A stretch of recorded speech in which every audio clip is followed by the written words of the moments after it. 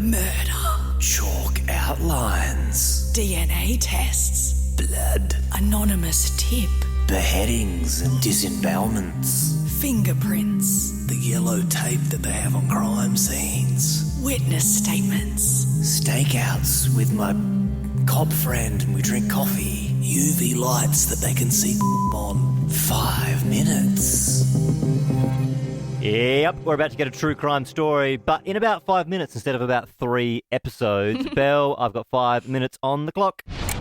Do you guys remember back in 2020, just before COVID kicked off, the case of the Ex-Jetstar pilot who sadly was being done for having murdered the 2 people out in the Victorian bush? The elderly couple.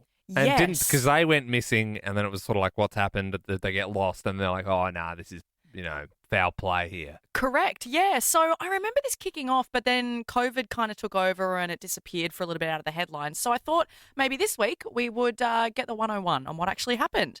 So start of 2020, March, in the Victorian High Country, an elderly couple in their 70s, Russell and Carol, went missing.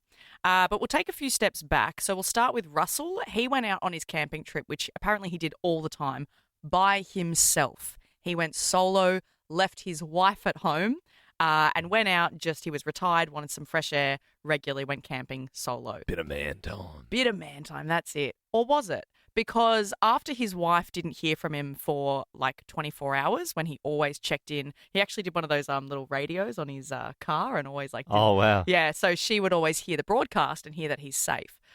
She didn't hear from him for a day or maybe 2 days, declared him missing. They then found his four-wheel drive out in the campsite. It was burnt, half burnt, like the car was kind of okay, but all around it was burnt. What they're saying looked like a controlled fire. They also then found the wallet and belongings of a lady called Carol, not his wife. So when we say elderly couple, yeah, they were a couple. He was actually having an affair with Carol, which is who he would go on the camping trips with. Yeah, no, have a bit of secret camp nookie. Bit of man time.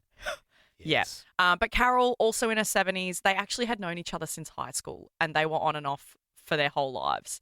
So she wasn't completely unknown to his wife. And so when they said, look, we've found his car, we've actually found the belongings of Carol, his wife said, I know exactly who that is. That's like his friend. double brutal sort of. Yeah, it is. That's horrible, so not isn't only did his wife have a missing husband, but now a missing husband who was actively having an affair.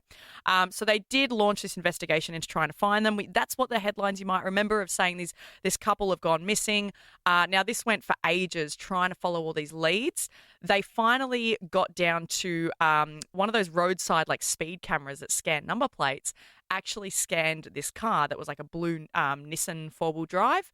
They tracked that car down. That belonged to a guy who was called Greg, and that's who now we're going to focus on. He's the ex-Jetstar pilot. So police thought that it was him. They then tried to connect the dots as to why he would have murdered these people or possibly whatever had happened to them. Still at this point was unknown. They actually, and this is the first I've heard of someone doing this, the police doing this, they went in and put bugs in his house, which to me feels really like movie kind of Hollywood. They went into his house and put bugs around his house and in his car. Like roaches and spiders or what? No, Ben, to listen in. Secret listening devices. Right. So they went in and That's a way better idea. They actually went and, bugged his house and car and then caught him, talking to himself in his car, being like, they're going to find them. What am I going to do? Do I need to disappear? What do I do about my family? So then they actually then had this recording, had reason to intercept him. They arrested him, and then he did confess to having accidentally killed them. Now, the way that he said it happened was he got in a fight with Russell about him flying his drone around, and he hated the drone. Was he camping in the same area? Yes, he was camping right near them. He said his drone was really annoying him. He got into a physical altercation with Russell. Then, accidentally, during the fight, Russell fell onto his own knife and stabbed himself. And then Greg freaked out and went, oh, shit, and then shot Carol. Because he's like, oh, well, now she's seen that, so he shot her. And then he freaked out, didn't know what to do. It's all a big accident. But here's where it gets a bit sus. He put their bodies in his trailer, drove them away from the campsite, and actually left them for months in the snow in the high country because it was during winter. Left the bodies there, returned home. That's when he started getting a bit like, oh gosh, they're going to find me. The police started trying to find him. He then went back to the bodies months later, found them after the snow had melted. He set them alight and burned them completely, ground up all their bones until they were all ash, and then spread all the ashes out. When the police later went to where he said he'd done this, they did find some of her jewellery, Carol's jewellery, so that then was the only remains of their bodies. So grim. Yeah.